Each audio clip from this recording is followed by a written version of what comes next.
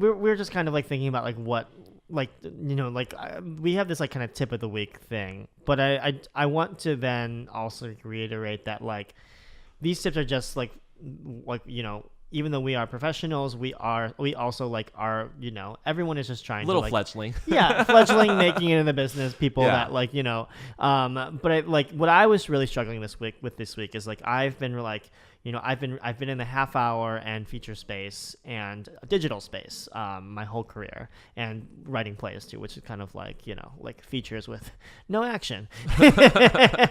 But and I kind of had a conversation this week with my manager about like I was like, I really need to have an hour-long genre spec because like I love superheroes, I love comic books, I love genre. I was a huge Trekkie growing up. I love all kinds of science fiction, and I was just like, I just need to be in that space, And my manager kind of like took me aside. Was like, well, like I kind of came to this realization of like, or need to come to realization of like, am I just a fan of these things Right. and I love them so much that I want to be a part of them, or do I actually really feel passionate about writing them? And it's like the answer is yes, but at the same time, like never losing your voice. And I think because I had written this spec, and he's just like, like half of it's your voice, and half of it I feel like you were obligated to fit it into Right. like what it needed to be.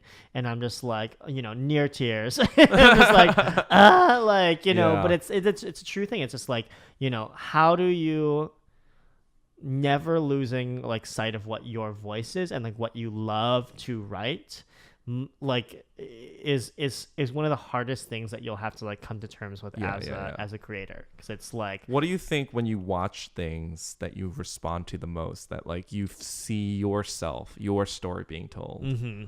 I mean, is like there a specific? I love like just like character driven, not necessarily character driven, but like one of my favorite scenes ever is in Zootopia, when like the bunny and the fox, Yeah. they're under this bridge, and she's just like pleading with him. She's just like, I know that you don't like me. I know that we're not friends anymore, but like please just like help me this one time, and then you never have to see me again, because I know I hurt you. And like I think those are those kinds of moments. Like that's what I strive towards with my work. Right.